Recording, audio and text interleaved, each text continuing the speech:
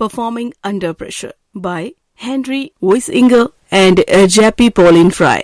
क्या आप भी उन लोगों में से एक हैं जो अपने आज के कामों को कल पर छोड़ देते हैं? क्या आपको भी लगता है कि कम समय मिलने पर आप बेहतर ढंग से काम कर पाते हैं? अगर हाँ, तो शायद आप गलतफहमी में जी रहे हैं। वैज्ञानिक प्रमाण दर्शाते हैं कि भले ही दबाव हमें देरी करने से रोकता हो, मगर ये लगभग हमेशा हमारी रचनात्मकता को देर करवाता है और हमें सबसे पारंपरिक हलों की तरफ भेजता है। दबाव हमारी सोचने की शक्ति को भी बुरी तरह से प्रभावित कर सकता है। ये भी मालूम हुआ है कि सबसे ज्यादा कामयाब लोग वही होते हैं जिन्होंने हजारों लोगों की भीड़ के सामने भारी दबाव के बीच अच्छा प्रदर्शन करना सीख लिया हो। लेकिन आप ऐसा करने के लिए आवश्यक तकनीकों में महारत कैसे हासिल कर सकते हैं? इस किताब में दिए गए सबक आपको दबाव झेलने और उत्पादक बनाने में सहयोग देने का प्रयास करेंगे। इसके अलावा आप सीखेंगे दबाव से जूझने की आपकी योग्यता आपकी प्रेममयी जिंदगी के बारे में क्या बताती है। मुझे गाड़ी चाहिए कहना कैसे आपकी सेहत को बिगाड़ सकता है। कैसे एक कवचनुमा कोट आपको दबाव से लड़ने में मदद कर सकता है। पहला सबक, तनाव से निजात पाने के लिए वर्तमान पर ध्यान लगाइए और दबाव को नियंत्रित करने के लिए सफलता को निहारिए। एक महत्वपूर्ण परीक्षा के बारे में विचारिए। आपको कैसा महसूस होता है? डर या फिर उमंग? क्या इस पल आपकी हथेलियां पसीने से गीली हो जाती हैं या फिर आपकी नसें ट्विच हो जाती हैं? इस पल में जो संवेदनाएं आप महसूस करते हैं अधिकतर उच्च दबाव की परिस्थितियों में देखने को मिलती हैं। दुर्भाग्य से दबाव और तनाव हमारे प्रदर्शन को हैम्पर कर सकता है, जबकि हमारे सफल होने के सबसे अधिक मायने हों। दबाव के पल हर चीज में हमारे प्रदर्शन को प्रभावित कर सकते हैं।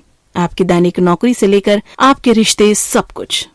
हार्वर्ड बिजनेस स्कूल के प्रवक्ता टेरेसा एम्बाइल के द्वारा दफ्तर में रचनात्मकता पर किए गए एक शोध में ज्ञात हुआ कि दबाव कलात्मकता और रचनात्मकता दोनों को ही नकारात्मक रूप से प्रभावित करता है। हालांकि कुछ कामकाजियों को लगता है कि वो दबाव में ज्यादा रचनात्मक होते हैं, मगर मुद्दे की बात तो ये थी कि वो अपना काम निपटा रहे थे, मगर अपने काम में उनकी रचनात्मकता बहुत ही निचले स्तर पर थी।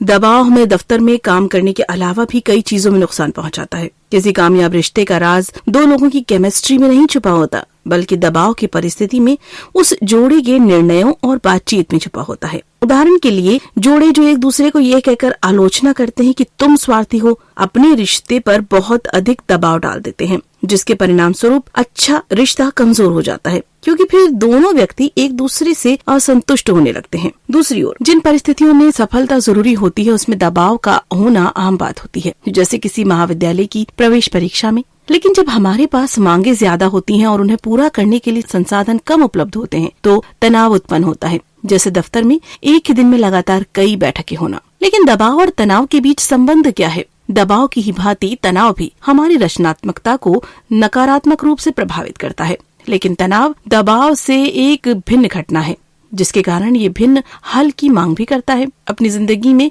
मायने रखने वाली चीजों की संख्या को कम करना तनाव को घटाने का एक अच्छा तरीका है। उदाहरण के लिए, सिर्फ और सिर्फ उस काम पर ध्यान लगाना जो आप अभी कर रहे हैं आपको तनाव से लड़ने की ताकत देगा, मगर दबाव को नियंत्रित करने का तरीका थोड़ा सा अलग है। इसमें आपको आखिर में मिलने वाले फल पर ध्यान लगाना होगा, फिर चाहे वो एक हेलीकॉप्टर को सुरक्षित उतारना हो या फिर कोई खेल जीतना हो। इसका मतलब दबाव वाली परिस्थिति में आपको अपना ध्यान दबाव झेलने के बाद मिलने वाली कामयाबी पर लगाना है और अपना बर्ताव आगे बदलते रहना है। दूसरा सबक, दबाव एक पल में आपकी प्रदर्शन करने वाली योग्यता को घटा सकता है, ठीक उसी रास्ते से जो आप सोचते हैं। क्या आपने किसी प्रेजेंटेशन को ये सोचकर शुरू किया है कि इसमें जो भी आप बोलने जा रहे हैं उसका एक एक शब्द सही होगा? निश्चित ही हम सब अपने आप पर इस काम को करने का दबाव डालते हैं, लेकिन ये उत्पादकता का दुश्मन है। मगर क्यों? क्योंकि ऐसा करने से हमें खास तरह की असफलता की तरफ ले जाता है, जिसे हम चेकिंग कहते हैं। चलिए जानते हैं कि चेकिंग नाम की प्रक्रिया आखिर काम कैसे करती है। दबाव आपकी परफॉर्मेंस सिस्टम जैसे शारीरिक, अराउजल, विचार और बर्ताव में घुसपैठ करता है। इन सब में से किसी के प्रभावित होने से पूरा सिस्टम ही प्रभावित हो जाता है। उदाहरण के लिए, जब आप भाषण देते हैं तो आप अपने ऊपर दबाव बनते हुए महसूस कर सकते हैं। आपका हृदय तेजी से धड़कने लगता है, आपका दिमाग खाली हो जाता है और आप अपने सामने लिखे हुए शब्दों को भी मुश्किल से पढ़ पाते हैं। इस तरह से आपकी सांसें फूलने लगती हैं और आप घबराने लगते हैं। दबाव आपकी दिमागी क्षमता को भी प्रभावित कर सकता है। जैसा कि दबाव के क्षणों में आप अपने प्रदर्शन का आकलन स्वयं ही करने लगते हैं, जिससे आपके दिमागी संसाधनों का काफी दोहन होता है। लेकिन ऐसा करने से क्या होता है? ऐसा करने से प्रक्रियात्मक मेमोरी, जो कि आपको बिना सोचे भी कई जटिल काम आसानी से करने में मदद करती है, ब्लॉक हो जाती है। कल्पना कीजिए कि आपका कोई दोस्त पिछले कई हफ्तों से पियानो बजाने का रियाज कर रहा है, मगर जब आपका वो दोस्त मंच पर पहुंचता है तो वो अपनी हर हरकत पर बारीकी से ध्यान देने लगता है और इस वजह से वो अचानक से अपने सारे अभ्यस्त की हुई धुनें भूल जाता है। दूसरे शब्दों में कहें तो आपका दोस्त हड़बड़ा जाता है। लेकिन ये सब आखिर होता कैसे है? एक छोटी सी चीज, जैसे उस स्थिति में आपका दृष्टिकोण आपको दबाव में लाने के लिए पर्याप्त होता है और यहाँ तक कि ये आपको गहरे तनाव का शिकार भी बना सकता है। चलिए जानते हैं कि कैसे काम करता है। आपके द्वारा किए गए संज्ञात्मक मूल्यांकन, जो निश्चय करते हैं कि आप दुनिया को किस निगाह से देखते हैं, आपके दबाव से प्रभावित होते हैं। ये दबाव आपको एक दशा में ले जाता है जिसे संज्ञात्मक विकृति कहते हैं। ये विकृति इतनी खौफनाक होती है कि आपको चिंता और तनाव में ले जाने के लिए पर्याप्त होती है। उदाहरण के लिए ये सोचना कि आपको किसी चीज की जरूरत है, जैसे कि एक नई कार की या फिर कुछ और, भी आपको दबाव में डालता है। इससे आपके मानसिक रूप से बीमार होने का खतरा बढ़ जाता है। एक खराब वास्तविकता को नियंत्रित करने के लिए ये जरूरी है कि आप अपने शब्दों पर नियंत्रण साधें। इसीलिए ये सोचने की बजाय कि मुझे एक कार की जरूरत है, ये सोचना ज्यादा बेहतर है कि मैं एक कार चाहता हूँ। इस प्रकार एक वाक्य और स्थिति दोनों का ही दबाव अपने आप में कम हो जाता है। तीसरा सबक, दबाव वाली स्थिति को सही रणनीतियों के साथ में हैंडल करना। एक छोटा सा नियम, ठंडे रहो। ये तो हम सभी जानते हैं कि दबाव में होना एक खराब बात है, लेकिन हम इस दबाव नामक चीज से कैसे बच सकते हैं? कुछ सरल उपाय हैं जिनके माध्यम से आप दबाव को कम कर सकते हैं और अपनी चिंताओं को कम कर सकते हैं। उदाहरण के लिए, प्रेशर कम करने का एक छोटा सा उपाय है चीजों को बहुत ज्यादा गंभीरता से ना लेना। इससे आपका दबाव और हारने का डर दोनों ही खत्म हो जाते हैं। मान लीजिए क्या आप एक बहुत ही जरूरी साक्षात्कार के लिए जा रहे हैं और दबाव महसूस कर रहे हैं। इतने में आपका कोई दोस्त मिल जाता है और वो आपसे कहता है कि ज्यादा गंभीर मत हो, वैसे भी ज्यादा से ज्यादा क्या हो जाएगा।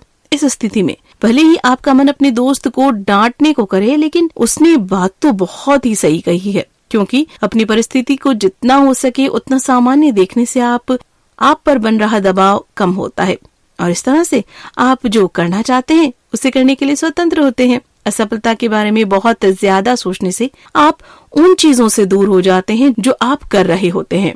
इसीलिए अपने दिमाग को साफ और ध्यान केंद्रित बनाने को अपना लक्ष्य बना दीजिए। लेकिन आप इसे कैसे कर सकते हैं? साक्षात्कारकर्ता क्या पूछ सकता है, ये सोचने की बजाय सोचें कि आप अच्छा प्रदर्शन करने के लिए अपनी तरफ से क्या कर रहे हैं। पर्याप्त शोध कीजिए और उस चीज का अभ्यास कीजिए जो आप वहाँ करने जा रहे हैं। दबाव से लड़ने का एक अन्य तरीका है उच्च दबाव वाली परिस्थितियों में स्वयं को अपना महत्व याद दिलाना। चलिए जानते हैं ये सब कैसे करें।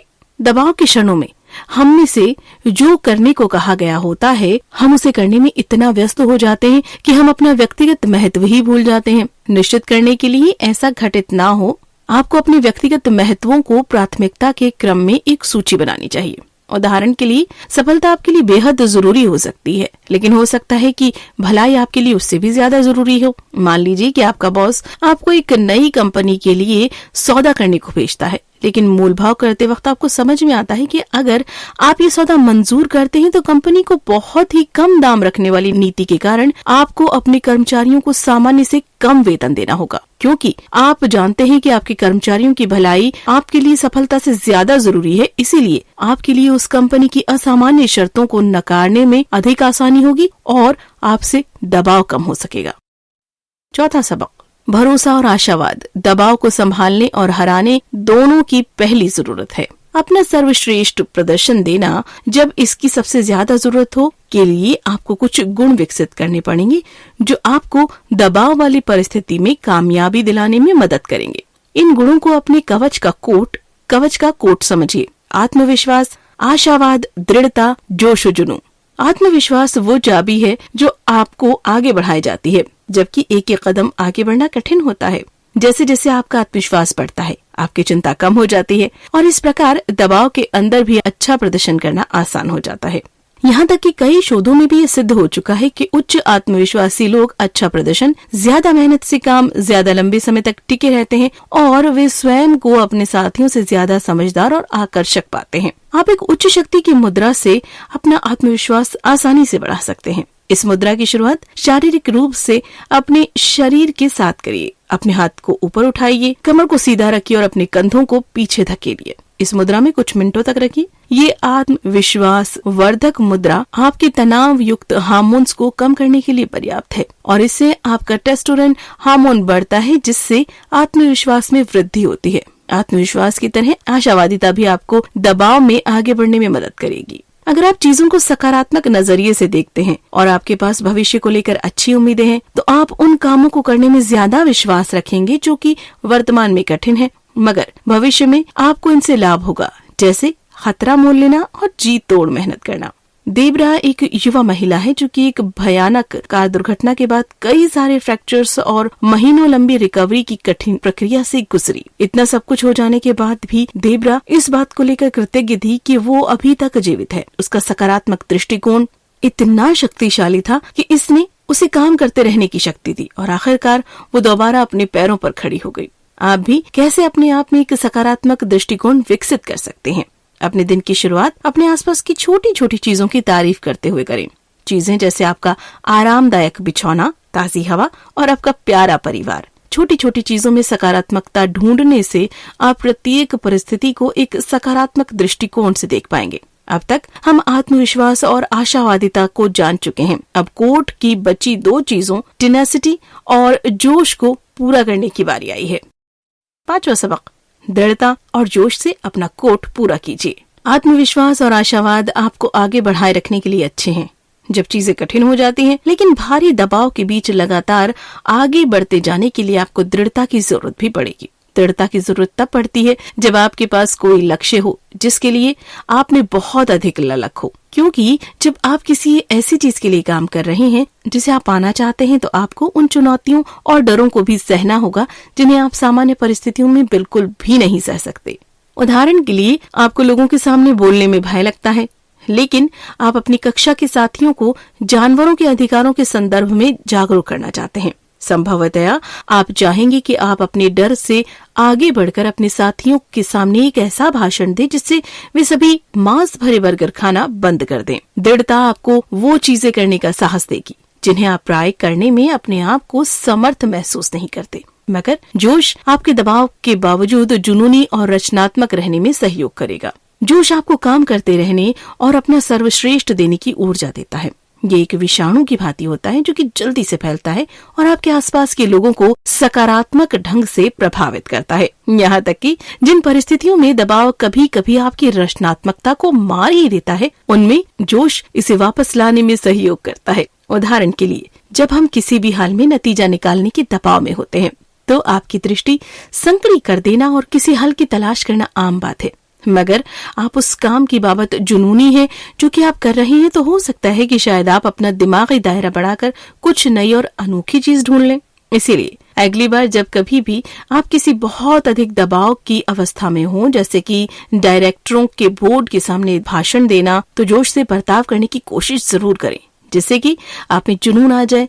अगर आप अपना जोश बढ़ाना चाहते हैं तो हंसिए, किसी सकारात्मक याद को याद कीजिए या फिर सकारात्मक गाने सुनिए। कुल मिलाकर दबाव इंसानी दिमाग को प्रभावित करता है, हमारे सोचने के तरीकों को बदल सकता है और इसे बहुत ही ज्यादा बेकार बना सकता है। दबाव में अपना प्रदर्शन सुधारने के लिए आत्मविश्वासी, आशावादी, दृढ़ और जोशीला बने रहने की रणनीतियां सीखना और अपनाना जरूरी है ताकि आखिरकार आप सफल बन सकें। क्या करें? अपना ध्यान वर्तमान में बनाए रखने के लिए किसी वस्तु पर ध्यान लगाइए। वर्तमान क्षण पर ध्यान देना उच्च दबाव वाली परिस्थितियों को जीतने का एक खास तरीका है। आप अपने दिमाग की सामान्य मौजूदगी में वृद्धि एक चीज को चुनकर और उसमें भी एक बिंदु चुनकर उस बिंदु पर ध्यान लगाकर कर सकते हैं। जैसे कि आप ध्यान लगाते हैं, अपनी श्वसन क्रिया पर ध्यान दीजिए। ये महसूस कीजिए कि सांस अंदर लेते वक्त और बाहर छोड़ते वक्त कैसा महसूस होता है।